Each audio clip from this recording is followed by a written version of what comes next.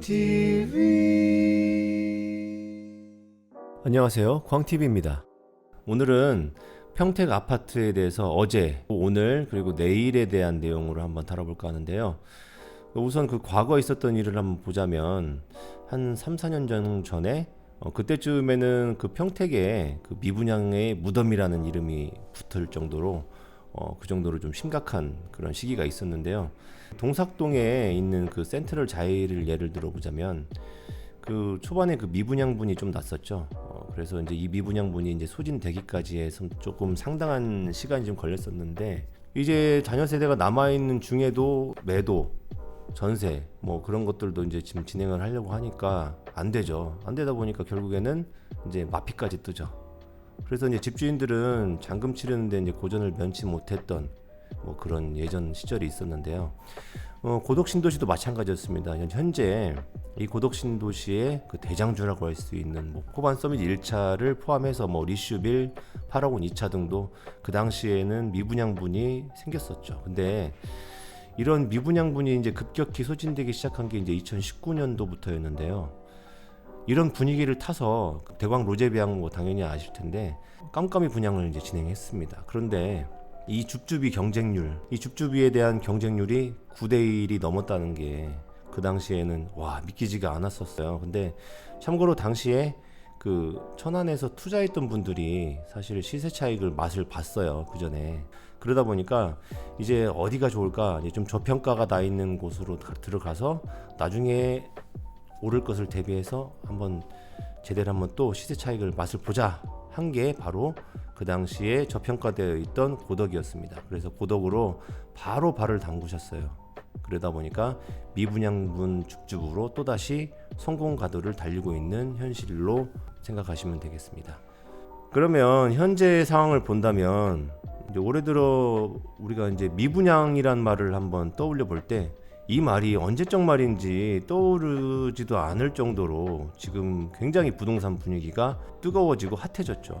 뭐 보시면 아시겠지만은 아파트 가격이 뭐 처음 초창기 가격에 대해서 한 2배가량 치고 올라온 그런 곳도 있고, 한 2년 정도, 1, 2년 정도 전에 이제 들어오면서부터 부동산 분위기는 뜨거워졌는데, 그 틈을 타고 정부가 이제 부동산 정책을 또 내세웠죠.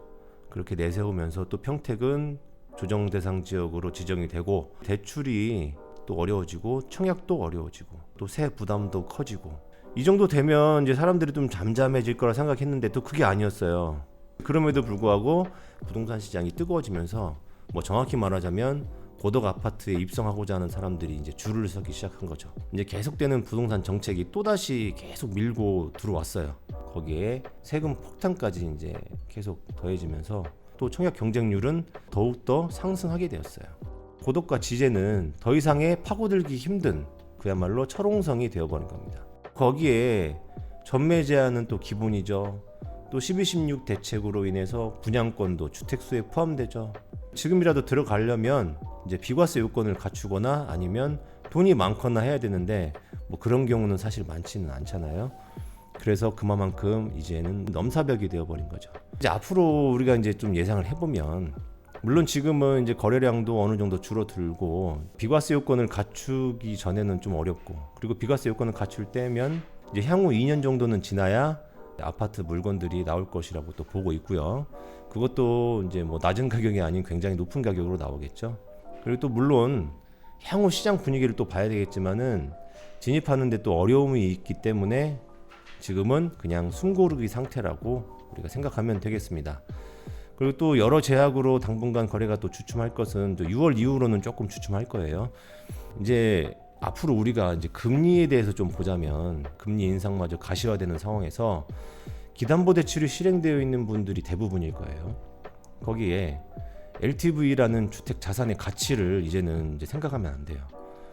얼마 전에 또 부동산 대책이 또 나오면서 이제는 DSR 위주, 그러니까 다시 말해서 이미 실행되어 있는 그런 대출과 그것에 대한 소득 근거 위주로 또 대출을 또 진행하기 때문에 자기 자본이 넉넉지 않은 사람들, 이런 사람들은 이제 예전에 우리가 했던 그 B2 영끌 있잖아요. B2 영끌도 이제는 더 이상 어렵게 되었습니다.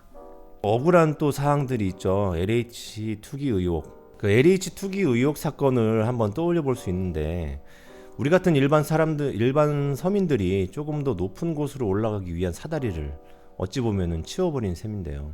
그리고 그 코로나19로 인해서 또 실물 경제는 사실상 파탄나고 있었고 이제 곧 있으면은 우리나라의 백신이 전부 다 상용화되고 그러면 괜찮겠지만 뭐 현재까지는 그랬어요. 그리고 이제 또 풀었던 돈은 나라에서 또 회수할 것이고 또 그러다 보면 증세에 물가 상승에 뭐 여러 가지 또 악재가 또 올 수도 있어요. 근데 거기에 만일 또 금리가 1%만 올라도 1%포인트만 올라도 대출을 내야 되는 사람의 경우에는 이자 총액이 30% 이상 불어난다고 하더라고요.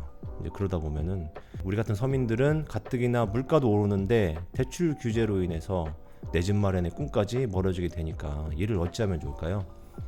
앞으로 주택시장은 현금 자산가들의 시장으로 바뀔 것 같다는 생각이 듭니다. 이번 영상 도움이 되셨다면 구독과 좋아요 부탁드립니다. 감사합니다. 광TV